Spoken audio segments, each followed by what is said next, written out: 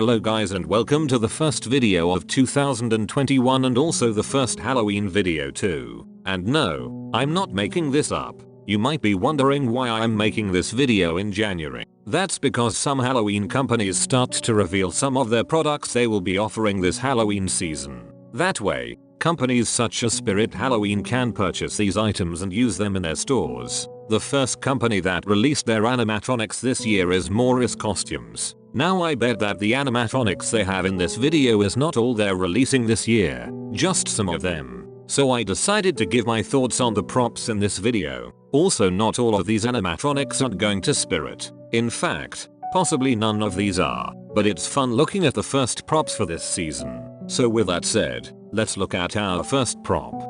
The first animatronic I will be discussing is Cotton Candice. This animatronic is rather unique since we haven't seen something like this before. Now the first thought that came to my mind while seeing this was that it reminds me a lot of the movie Killer Clowns from Outer Space, where the clown creatures use cotton candy to kill the people. So seeing something similar is really cool. And I like how it looks like a cotton candy stand you would see at a carnival with the cotton candy on the side. However, I do have some complaints about this animatronic, and that has to do with the kid. Now we have seen this type of thing before, with the kid being tortured by someone. However, seeing this being done a lot, it kinda gets repetitive. And it's always a little girl, not a boy, so I'm not sure why they haven't done a boy yet. Plus, it's reusing the audio that we have heard so much with the little girl screaming, though I do like the carnival music in the background. But the thing that bothers me the most is the kid's face. I'm not the biggest fan of it looking like that. It just looks so weird to me, like it's a man's face being put on a girl.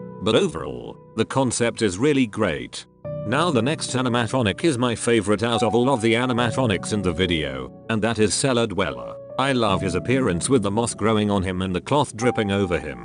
Also the detail on his face looks really cool. I love how he looks like a creature that came out of a swamp. His voice and phrases sound super cool. I do like how both arms move up and down, which makes him very spooky. I really don't have any problems with him at all. It's a very cool concept that is very well executed. Plus, it's great we are seeing more unique props instead of the same old thousands of clown animatronics we get each year.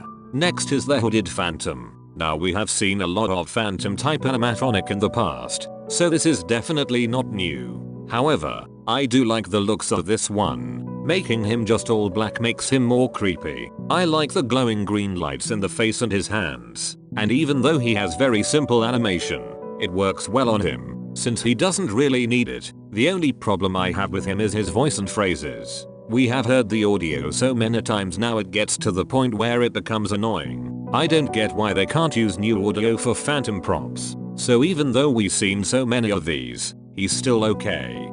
The last 4 props are similar to each other, as they are all only 36 inches tall. Usually, Home Depot sells these type of animatronics each year, so I expect to see at least one of these to be at Home Depot most likely. Now I'm not the biggest fan of the little ones because you can't use them in haunts. However, I'll still talk about them since they're new this year. The first of the 4 is the Fortune Teller Witch. I think she's alright for being a 3-foot tall animatronic. She has pretty simple movement, but these are limited to movement anyways. Unfortunately, just like the Phantom, she also has audio that we have heard numerous times, probably more than the Phantom. Even with that, I still think she's okay. The next one is the Vintage Doll. Out of the 4, this one is my favorite. Her design definitely reminds me of Abandoned Annie a couple years back. Unlike Annie, which only moved her mouth, this one turns its head and moves its arms. This one also looks a bit more detailed than Annie as well with her dirty looking clothes. Finally, I really like the audio on her. Her sayings sound very creepy. In fact, the audio used is actually from an unreleased animatronic called Wind Up Doll. So it's cool they used that audio instead of some generic one. Next is Twitching Scarecrow. This one is okay. It's not bad, but it's not great either. I really wish he was a life size rather than a 3-foot tall one. I feel like he would have worked better as a life size. His audio just doesn't work for how small he is. It doesn't sound as scary when he's literally 3 feet tall. I'm not saying it's bad audio, just doesn't fit with him. Overall, I'm not the biggest fan of this one. The last one out of the 4 and the ones released so far is the little top clown. Definitely my least favorite out of the ones shown. He just looks very generic looking and not scary. There's not even blood on him, which would have made him a little bit better. Also, I really don't like the audio on him. His phrases sound stupid and, like I said, not scary. Plus, he's a clown, which we have gotten so much of recently. So those are the animatronics that have been shown off so far. Like I said earlier, these are most likely not all that more is costume revealed this year, as I bet we will have more in the coming months. But anyway, thank you for watching my video. Now before I go, I want to remind you guys that uploads might slow down, depending on what I make and what's popular, so I apologize for that. I just don't want to make videos that I don't want to make just to get a video out. Once again, thank you guys for the support for me making these videos. I couldn't have done it with you guys, and I'll see you in the next video.